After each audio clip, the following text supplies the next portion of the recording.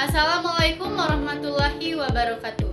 Perkenalkan, nama saya Ninda Ayu Permatasari dengan NIM 2323140010. Saya dari kelas Perbankan Syariah 4A dan akan memenuhi tugas dari Manajemen Perbankan Syariah.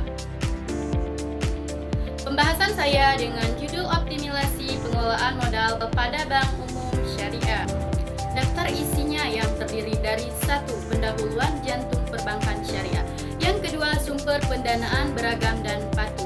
Yang ketiga, strategi investasi, pengembalian sesuai dengan syariah. Yang keempat, manajemen risiko, meminimalisasi potensi kerugian. Yang kelima, pengukuran kinerja, melacak metrik utama. Dan yang keenam, kepatuhan terhadap peraturan, mematuhi standar. Yang ketujuh, kemajuan teknologi merangkul inovasi.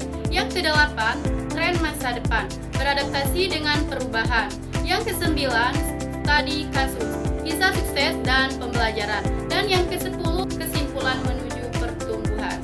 Pendahuluan jantung perbankan Islam, memahami peran penting modal. Yang pertama, manajemen permodalan bank syariah sangat penting untuk stabilitas dan perlu pertumbuhan manajemennya efektif memastikan probabilitas yang berkelanjutan. Yang kedua, guna memperoleh hasil yang optimal, perencanaan dan pelaksanaan yang matang adalah hal yang terpenting. Yang ketiga, kepatuhan terhadap prinsip-prinsip syariah dan peraturan keuangan tidak dapat dinegosiasikan.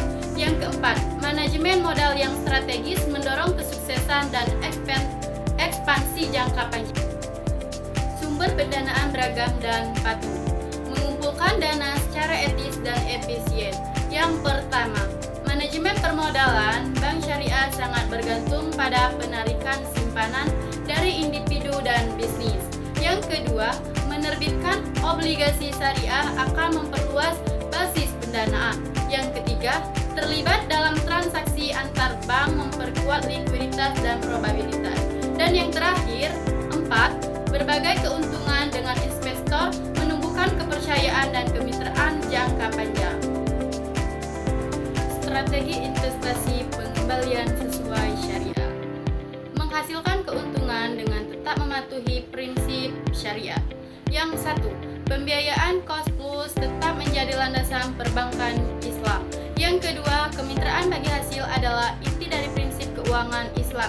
Yang ketiga, usaha patungan menciptakan peluang untuk strategi investasi pengembalian sesuai syariah. Yang keempat, aset sewaan memberikan keuntungan dengan tetap mematuhi norma etika. Manajemen risiko, meminimalisasi potensi kerugian, melindungi modal melalui praktik kehati-hatian. Yang pertama, uji tuntas yang menyeluruh meminimalkan gagal bayar kredit. Yang kedua, mempertahankan perlindungan likuiditas yang memindai terhadap kekurangan. Yang ketiga, strategi lindungan nilai melindungi terhadap volatilitas pasar. Keempat, pengendalian internal yang kuat mencegah gangguan operasional. Pengukuran kinerja melacak metrik utama, mengevaluasi efisien dan efektivitas. 1.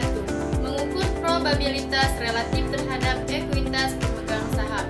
Yang kedua, menunjukkan efisiensi pemanfaatan aset. Yang ketiga, menilai kemampuan bank dalam menyerap kerugian. Yang keempat, menunjukkan persentase aset pembiayaan bermasalah. Kepatuhan terhadap peraturan, standar mematuhi persyaratan syariah dan hukum. Yang pertama, memastikan kepatuhan terhadap prinsip-prinsip Islam. Yang kedua, mematuhi peraturan perbankan nasional. Yang ketiga, mematuhi praktik terbaik internasional. Yang keempat, mempertahankan tingkat transparansi yang tinggi dalam operasi. Kemajuan teknologi merangkul inovasi, memanfaatkan teknologi untuk efisiensi. Yang 1. Memperluas jangkauan dan meningkatkan pemberian layanan. Yang kedua, menggunakan data untuk meningkatkan pengambilan keputusan dan manajemen risiko. Yang ketiga, menyediakan operasi untuk meningkatkan efisiensi. Yang keempat, melindungi data sensitif dan menjaga kepercayaan. Tren masa depan, beradaptasi dengan perubahan, menavigasi lanskap yang berkembang.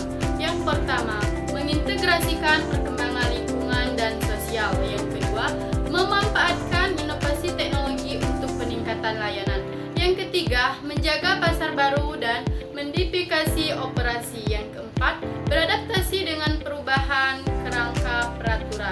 Studi kasus, kisah, sukses, dan pembelajaran menganalisis contoh dunia nyata. Yang pertama, menyoroti contoh strategi pengelolaan modal yang efektif.